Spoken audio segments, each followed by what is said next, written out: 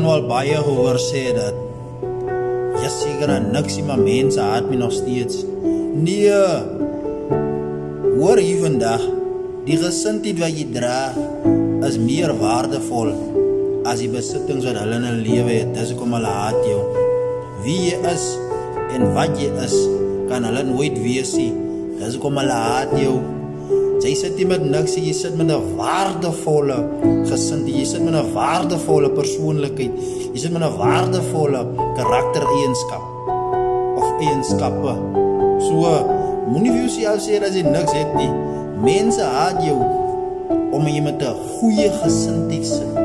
Soms ook mense hier rond met veel geeste, veel gesindhede, veel persoonlikhede, veel karaktereienskappe, en dan loop hulle haat hulle net mense. So moenie laat dit jou beïnvloed. Jy word gehaat omdat jy iets waardevol dra.